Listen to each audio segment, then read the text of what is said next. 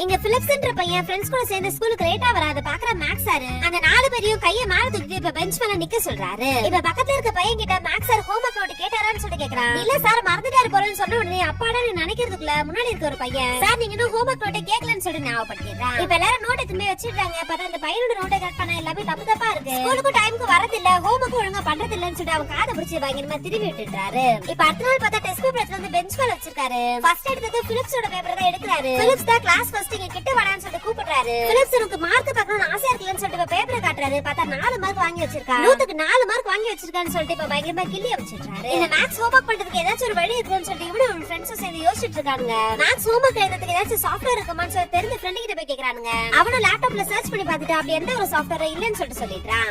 அப்புறம் நம்ம ஏதாச்சும் ஒரு பொண்ணு கேர்ள் ஃப்ரெண்ட் ஆகிட்டோம்னா அந்த பொண்ணு நமக்கு எல்லாம் ஹோம்வொர்க் பண்ணி கொடுத்துருவான்னு சொல்லிட்டு இப்ப கிளாஸ்ல ஏதாச்சும் ஒரு பொண்ணு பாக்குறான். ஜியான்ற ஒரு பொண்ணு பாக்குறான். அந்த பொண்ணு இவனுக்கு பிடிச்சு போயிருக்கும். அதனால அந்த பொண்ணுக்காக லெட்டர் எழுதி கொடுக்குறான். அந்த பொண்ணு பதிலுக்கு நீ ஒரு மேக்ஸ் முட்டாள்னு சொல்லி எழுதி கொடுத்துறா. இவன அப்ப அந்த பொண்ணு கூப்பிட்டு திட்டிட்டு இருக்கா. அந்த பொண்ணு பதிலுக்கு நீ ஒழுங்கா ஸ்கூலுக்கு வர மாட்டே, படிக்கவும் மாட்டே, நீ எனக்கு லெட்டர் கொடுக்குறேன்னு சொல்லிட்டு பயங்கரமா திட்டிட்டு இருக்கா. அந்த கிளாஸ்ல படிக்கிற பையன் வந்து ஏதாச்சும் பிரச்சனைன்னு சொல்லி கேட்டு இந்த முட்டாள் கூட எல்லாம் எதுக்கு பேசிட்டு இருக்கான்னு சொல்லி கேக்குறான். அவனும் முட்டாள் கிடையாதுன்னு சொல்லிட்டு பிலிப்ஸ் சொல்றான். இத பாக்குற அந்த பையனும் அவன் கையில ஒரு கோடை போட்டு இந்த கோடை டச் பண்ணாம சின்னதாக்கி காட்டுன்னு சொல்லி கேக்குறான். அவன் என்ன பண்றது தெரியாம முழிச்சிட்டு இருக்கும் போது நீ முட்டாள்னு ஒத்துக்கூடான்னு சொல்லிட்டு இப்ப கையில கிள்ளிட்டு போயிடுறான். இப்ப அவன் மேல அந்த கோவத்துல நல்லா பென்சிலை ஷார்ப் பண்ணி அவன் உட்கார இடத்துல வச்சிடறானுங்க. இதனால அந்த பையனுக்கு ரத்தமே வந்தது. இத பாக்குற அந்த பையனோட அப்பாவும் நைட் அவங்க வீட்டுக்கே போய் சண்டை போட்டு நாளைக்கு ஸ்கூல்ல பாத்துக்கிறேன்னு சொல்லிட்டு கிளம்பிட்டாரு. ஸ்கூலுக்கு போனா பிலிப்ஸ் கையில கட்டு போட்டு வந்து நிக்கிறான்.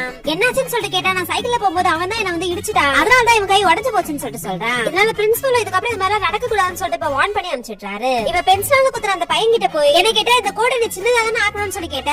இப்ப பாரு சின்னதாயிடுச்சுன்னு சொல்லிட்டு இப்ப பக்கத்துல ஒரு பெரிய கோடை போடுறான். நான் ஒன்னும் முட்டாள் கிடையாதுடா, நீ தான்டா முட்டாள்னு சொல்லிட்டு இப்ப டான்ஸ் ஆடி காட்டுறான். இப்ப என்னோட அப்பாவை எப்படா டாக்டர் கிட்ட இந்த கட்டு போட வச்சுன்னு சொல்லி கேட்டா. ஃபேன்சி ட்ரெஸ் காம்படிஷன் சொன்னா கட்டு போட்டு விட்டாங்கன்னு சொல்லிட்டு சொல்றான். கொஞ்ச நாளுக்கு அப்புறம் அவனோட தாத்தா வீட்டுக்கு போறான். அங்க பழைய காலத்து பொருள் நிறைய இருக்கும். அங்க மங்கி பெண்ணு ஒண்ணு பார்த்து அதை வீட்டுக்கு எடுத்துட்டு வந்துடுறான். இவன் நைட்டு ஹோம்வொர்க் பண்ணாம படுத்துடுறான். காலைல பார்த்தா அதுவே ஹோம்வொர்க் எல்லாம் எழுதி வச்சிருக்கு.